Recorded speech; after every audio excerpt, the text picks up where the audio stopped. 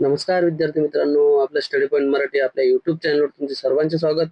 आपल्या चॅनलवर नवीन असाल तर आपल्या चॅनलला सबस्क्राईब करा आणि तुमच्या मित्रांना सुद्धा सबस्क्राईब करायला सांगा.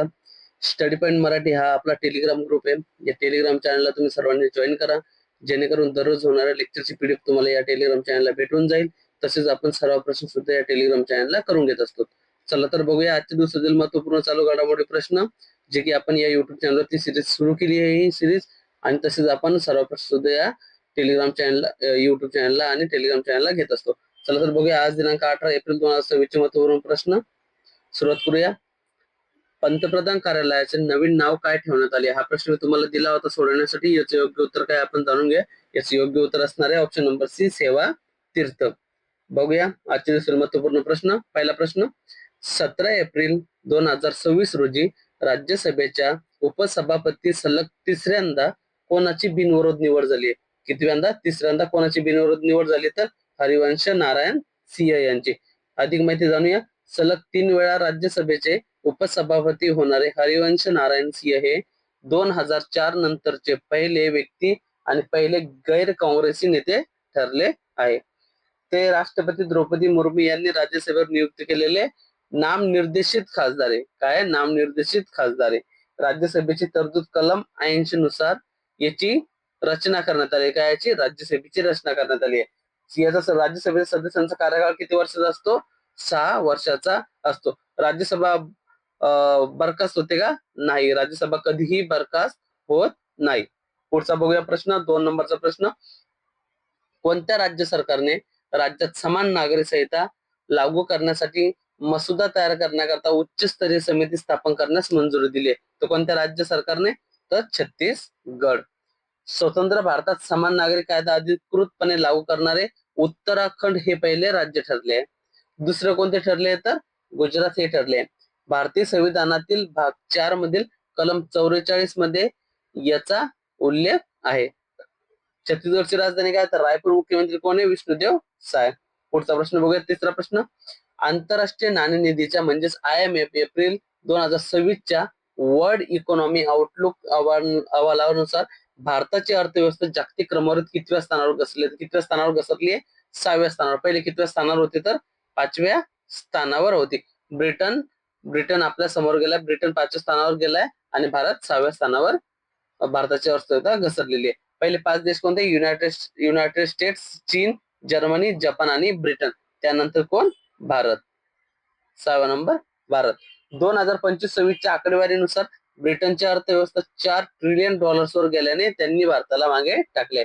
IMF काय? International monetary fund. याचे मुख्यालय कुठे? Washington DC, America.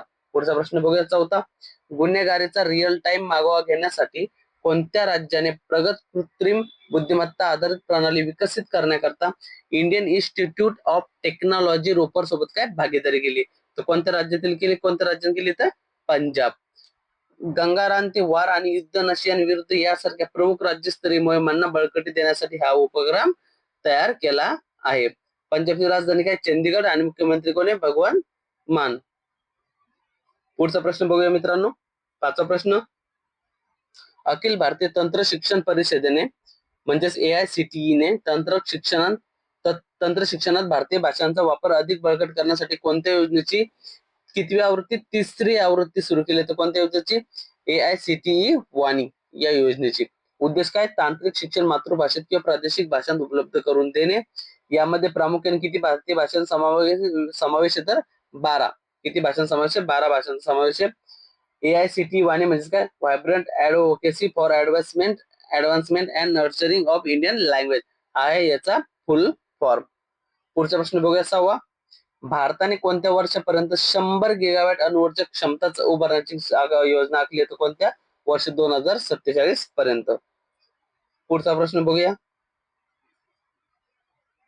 भारताने कोणत्या हवामान शिखर परिषद 2028 च्या यजमान पदासाठी प्रस्ताव मागे घेतलाय? कोणता घेतलाय? COP33. पहिले यासाठी भारताने आयोजनासाठी हे केलं होतं, पण आता आयोजन करणार आहे का? यजमानपद घेणार आहे का भारत? नाही. याबद्दल अधिक माहिती. भारताने यापूर्वी कधी? 2002 मध्ये नवी दिल्ली या ठिकाणी COP8 ह्या हवामान परिषदेचे आयोजन केले. ते COP परिषद कशी संबंधित? तर हवामानाशी संबंधित आहे. पुढचा प्रश्न बघूया. 8वा प्रश्न, मेघालय मंत्रिमंडळाने घेतलेल्या निर्णयानुसार इंग्रजी सोबत खालीलपैकी कोणत्या भाषांना राज्य भाषेचा दर्जा देण्यात आलाय? मेघालय राज्यामध्ये कोणत्या? तर खासी आणि गारो या भाषांना.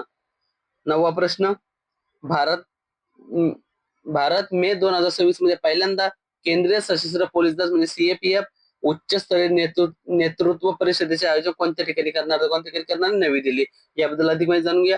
या परिषदेचे अध्यक्ष कोण असणार आहे? तर पंतप्रधान नरेंद्र मोदी. या परिषदेचे नियोजन कोण लावणार आहे? आयबी म्हणजे इंटेलिजन्स ब्युरो.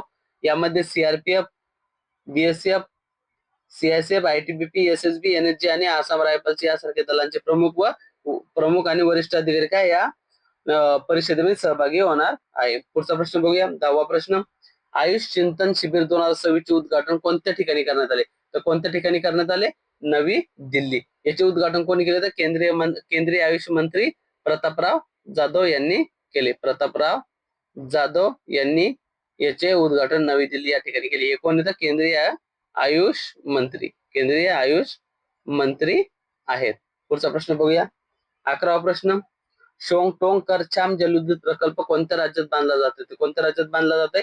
हिमाचल प्रदेश. कोणत्या नदीवर बांधला जाते? तर सतलज नदीवर बांधल्या जात आहे. त्यामुळे हा चर्चेत आहे, त्यामुळे हा विचारू शकतो. 12वा प्रश्न असतील आपला शेवटचा प्रश्न बघूया. याचा प्रश्न काय? तर पेंटेड लेपर्ड गेको हा दुर्मिळ रंगीबेरंगी जमिनीवर राहणारा सरपटणारा प्राणी आहे, जो अलीकडे कोणत्या राज्यात आढळून आला? तो कोणत्या राज्यात आढळून आलाय? छत्तीसगड. कोणता? पेंटेड लेपर्ड गेको. याच्याबद्दल अधिक माहिती, बस्तर जिल्ह्यातील दिलमिली रेल्वे स्टेशन परिसरात आढळून आला. याचे वैज्ञानिक नाव काय? युअब्लेफ हॅरिस पायक्टस. हा प्राणी काय? निशाचर प्राणी. निशाचर म्हणजेच काय? हा रात्रीच्या वेळी अन्नाच्या शोधात बाहेर पडतो. त्याच्या शरीरावर गडद ठिपके आणि शेपटीवर काळे पांढरे पट्टे असतात. हे होते मित्रांनो आजचे महत्वपूर्ण प्रश्न. पुढे बघूया. हा प्रश्न तुमच्यासाठी याचे योग्य उत्तर तुम्ही कमेंट बॉक्स मध्ये सांगा. भारतीय राष्ट्रीय महामार्ग प्राधिकरणाने म्हणजेच नाईने महामार्गाच्या कडेला औषधी झाडे लावण्यासाठी कोणता उपक्रम सुरू केलाय? तर कोणता उपक्रम सुरू केलाय? ऑप्शन नंबर डी, आरोग्य वन. बघूया. एप्रिल महिन्यातील महत्वाचे दिवस. 1 ते 7 एप्रिल अंधत्व प्रतिबंध सप्ताह. 2 एप्रिल आंतरराष्ट्रीय बाल पुस्तक दिवस. 4 एप्रिल खान जागृतीसाठी आंतरराष्ट्रीय दिवस. 5 एप्रिल राष्ट्रीय सागरी दिवस. 7 एप्रिल जागतिक आरोग्य दिवस. 9 एप्रिल जल संधारण दिवस.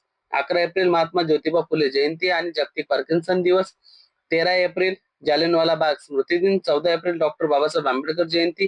15 एप्रिल जागतिक सांस्कृतिक दिन, जागतिक कला दिन. 16 एप्रिल जागतिक ध्वनी दिन. पुढचा प्रश्न 18 एप्रिल जागतिक वारसा दिवस. 21 एप्रिल भारतीय नागरी सेवा दिन. 22 एप्रिल जागतिक पृथ्वी दिवस. 23 एप्रिल जागतिक पुस्तक दिवस. 24 एप्रिल पंचायत राज दिवस. 25 एप्रिल जागतिक मलेरिया दिवस आणि 29 एप्रिल आंतरराष्ट्रीय नृत्य दिवस. हे होते मित्रांनो आपल्या आजच्या दिवसातील महत्वपूर्ण चालू घडामोडी प्रश्न. व्हिडिओ आवडल्यास लाईक आणि शेअर करा. तुमच्या मित्रांना सुद्धा शेअर करा आणि ही पीडीएफ साठी आपल्याला या टेलिग्राम चॅनलला तुम्ही जॉईन करा. याची लिंक मी तुम्हाला डिस्क्रिप्शन बॉक्स मध्ये देईल. धन्यवाद मित्रांनो. चला भेटूया.